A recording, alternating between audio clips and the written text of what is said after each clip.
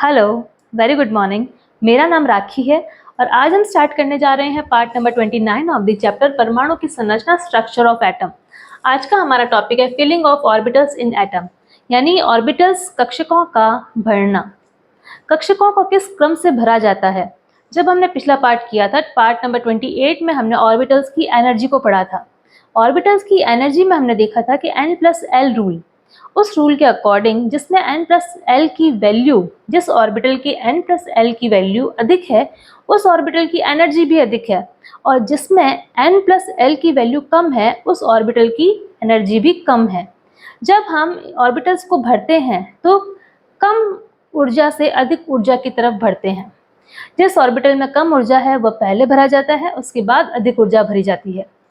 ये जो डायग्राम दिखाया गया है ये यही सीक्वेंस दिखा रहा है कि ऑर्बिटल्स हैं जिसमें कि कम ऊर्जा से अधिक ऊर्जा की तरफ ये ऑर्बिटल्स शो कर रहे हैं। हम जानते हैं कि शेल, फर्स्ट शेल में 1 सब शेल है। यहाँ देखिए फर्स्ट शेल है, इसमें 1 सब शेल है। सेकेंड शेल में 2 सब शेल है। थर्ड शेल में 3 सब शेल है। फोर्थ शेल में 4 सब शेल है। फिफ्थ शेल में 5 सब शेल है। सिक्स्थ शेल में 6 सब शेल है।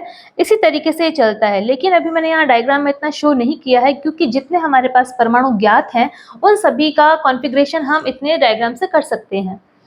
हम जैसे जैसे देखेंगे आपको पता चलेगा। ये जो डायग्राम है ये डायग्राम शो करता है, ये बहुत ही एक ईजी टूल है।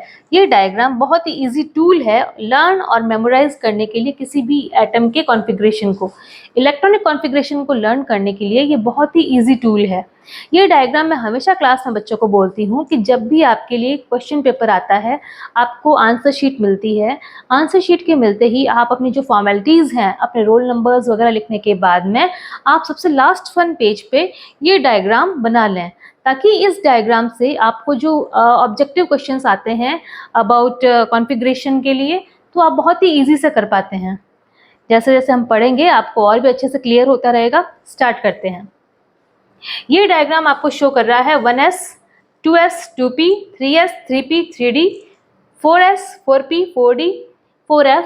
इस डायग्राम में इलेक्ट्रॉनिक कॉन्फ़िगरेशन यानी इलेक्ट्रॉन्स को भरने का क्रम क्या होगा। इलेक्ट्रॉन्स, हम क्या बात कर रहे हैं, फिलिंग ऑफ ऑर्बिटल्स, यानी ऑर्बिटल्स को भरने का क्रम क्या होगा। इसके लिए हमें इन पर डायगोनल लाइंस बनानी होंगी, तिरछी लाइंस बनाएंगे जिनके एरो नीचे की तरफ होंगे। देखते हैं, हम इस पे डायगोनल लाइंस बनाते हैं। स्टार्ट करते हैं। इस तरीके से डायगोनल लाइंस बना देते हैं।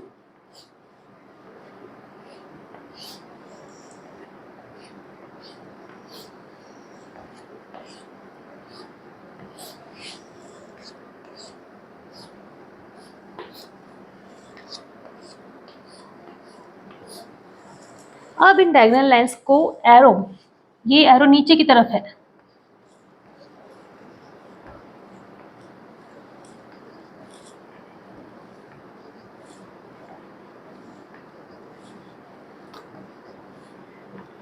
इनसे हमें इलेक्ट्रॉनिक कॉन्फ़िगरेशन में बहुत आसानी हो जाती है।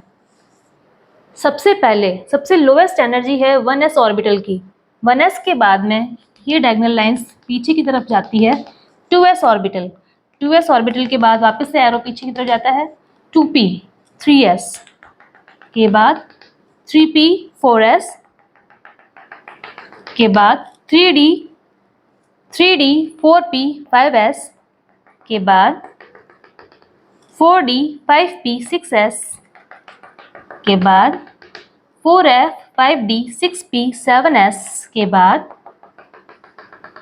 5f, 6d, 7p, 8s। इस तरीके से ये इलेक्ट्रॉन भरने का क्रम है। लोएस्ट एनर्जी से हाईएस्ट एनर्जी की तरफ ऑर्बिटल्स में इलेक्ट्रॉन्स भरे जाते हैं। हम ये देख पा रहे हैं कि 3d की एनर्जी 4s से अधिक है, तो 4s ऑर्बिटल पहले भरा जाएगा, उसके बाद 3d का नंबर आएगा। तो हम ये इजी डायग्राम है, ये बहुत ही इजी टूल है टू लर्न एंड मेमोराइज। तो इस डायग्राम को याद करना आप सभी के लिए बहुत ही फायदेमंद है। अच्छा, उसके बाद हम आते हैं कि 3 प्रिंसिपल्स हैं हमारे पास। ये 3 प्रिंसिपल्स हैं जिनके अकॉर्डिंग इलेक्ट्रॉन्स के भरने के नियम हैं कि किन नियमों को फॉलो करना पड़ता है जब हम इलेक्ट्रॉन कॉन्फ़िगरेशन लिखते हैं। तो सबसे पहला नियम है aufbau principle. According to this principle, in the ground state of the atom, the orbitals are filled in the increasing order of energies. Increasing order यानी लोएस्ट एनर्जी से हाईएस्ट एनर्जी की तरफ। अबाव प्रिंसिपल क्या बता रहा है? In the ground state of the atom the orbitals are filled in the increasing order of energies. First occupy the lowest energy of orbitals, then enter into higher energy of orbitals. पहले lowest energy का orbital भरा जाता है, उसके बाद higher energy के orbitals भरे जाते हैं. तो ये बता रहा है अबाव प्रिंसिपल. अबाव प्रिंसिपल हमें पता है कि मैक्सिमम कैपेसिटी क्या है, 2 इलेक्ट्रॉन्स की है फॉर एनी ऑर्बिटल्स. किसी भी ऑर्बिटल के लिए 2 इलेक्ट्रॉन्स मैक्सिमम कैपेसिटी है. एस सबशेल में, एस में केवल एक ऑर्बिटल है, तो इसमें अगर 2 इलेक्ट्रॉन्स की कैपेसिटी है तो वो किस तरीके से भरे जाते हैं? First half and second half. इसी तरीके से पी सबशेल में, पी के जो ऑर्बिटल्स हैं वो 3 ऑर्बिटल्स हैं. पी में 3 ऑर्बिटल्स हैं और तीनों में 1 2 3 4 5 6 इस तरीके से ये पी ऑर्बिटल हुआ. उसके बाद बात करें डी ऑर्बिटल की, तो डी 1 2 3 4 5 6 7 8 9 10. और उसी तरीके से एफ में जो 7 ऑर्बिटल्स हैं, तो 7 ऑर्बिटल्स में ही 2 इलेक्ट्रॉन्स आते हैं, तो 1 2 3 4 5 6 7 8 9 10 11 12 13 14. टोटल 14 इलेक्ट्रॉन्स जो हैं वो एफ ऑर्बिटल में, एफ के ऑर्बिटल, एफ सबशेल के 7 ऑर्बिटल्स में आ रहे हैं. ठीक है, तो इस तरीके से ये बता रहा है अबाव प्रिंसिपल कि लोएस्ट एनर्जी से इलेक्ट्रॉन भरे जाते हैं और हायर एनर्जी की तरफ आते हैं. ये डायग्राम यही शो कर रहा है कि लोएस्ट एनर्जी से हाईएस्ट एनर्जी की तरफ आ रहे हैं इलेक्ट्रॉन्स. इसके बाद आता है सेकेंड प्रिंसिपल है Pauli's exclusion principle. Pauli's exclusion principle क्या बता रहा है कि no 2 electrons in any atom can have the same set of 4 quantum numbers.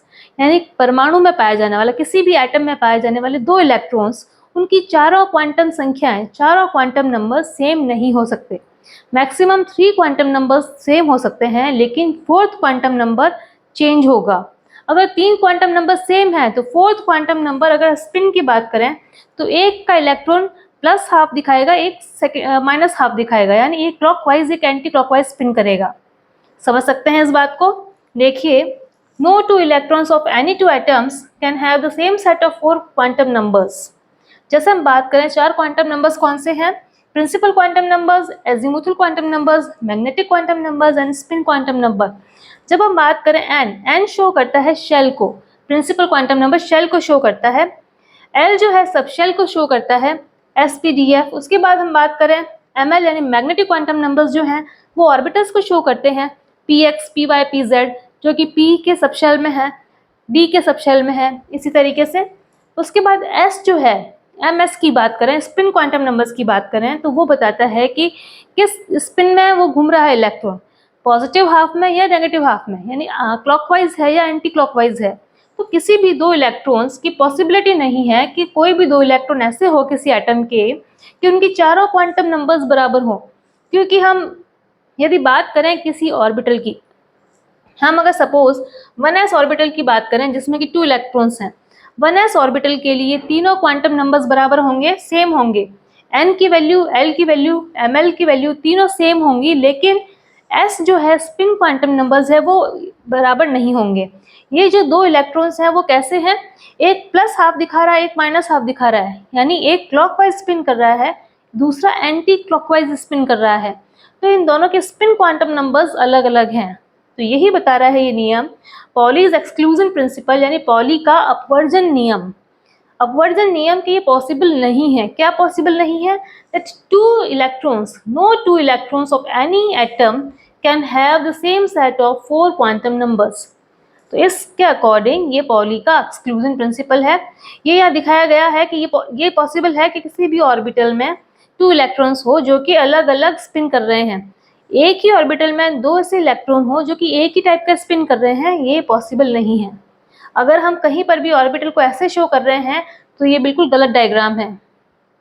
इसके बाद आता है थर्ड रूल, आता है हॉर्न्स रूल ऑफ मैक्सिमम मल्टीप्लिसिटी.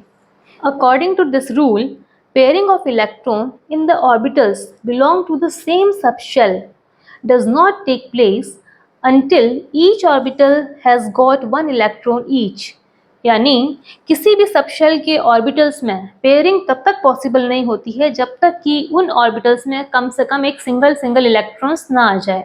इस चीज़ को एक एग्जांपल से समझिए, जैसे कि नाइट्रोजन है जिसका कि एटॉमिक नंबर है 7, इसमें टोटल 7 इलेक्ट्रॉन्स हैं और ये 7 इलेक्ट्रॉन्स किस तरीके से भरे जा रहे हैं। 7 इलेक्ट्रॉन्स सबसे पहले कहाँ जाएंगे, यहाँ देखिए, सबसे पहले 1s में आएंगे इलेक्ट्रॉन।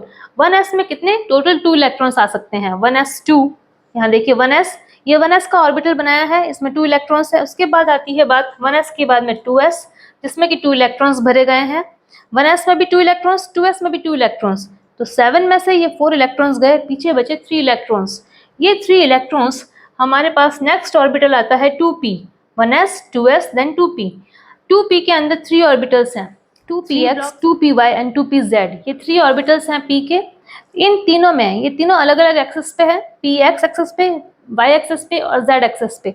जब इन तीनों एक्सिस के जो इलेक्ट्रॉन्स हैं, ये जो ऑर्बिटल्स हैं, ये सिंगल ऑक्यूपाई नहीं होंगे, तब तक इनकी पेयरिंग पॉसिबल नहीं है अकॉर्डिंग टू दिस रूल। तो ये रूल बताता है कि कोई भी ऑर्बिटल होगा, अगर d ऑर्बिटल की बात की जाएगी जिसमें कि 5 ऑर्बिटल्स हैं, f की बात की जाए जिसमें कि 7 ऑर्बिटल्स हैं, तो ये जब तक सिंगल ऑक्यूपाई नहीं होंगे, जैसे हमने p में देखा है, जब तक ये सिंगल ऑक्यूपाई नहीं हुए हैं, क्योंकि सिंगल ऑक्यूपाई जो होते हैं वो ज़्यादा स्टेबल होते हैं।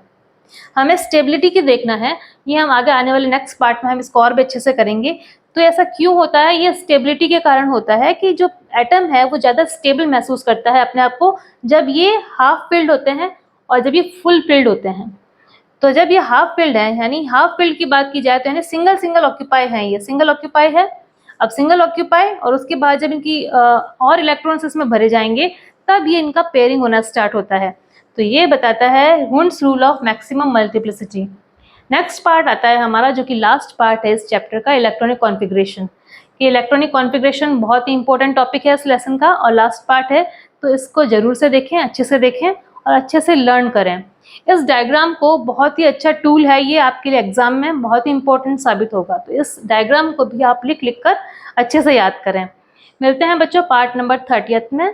टिल देन, अगर आपको ये वीडियो अच्छा लगा हो, हेल्पफुल लगा हो, तो प्लीज़ लाइक करें, शेयर करें, सब्सक्राइब करें मेरे चैनल को। Thank you for watching. Thank you.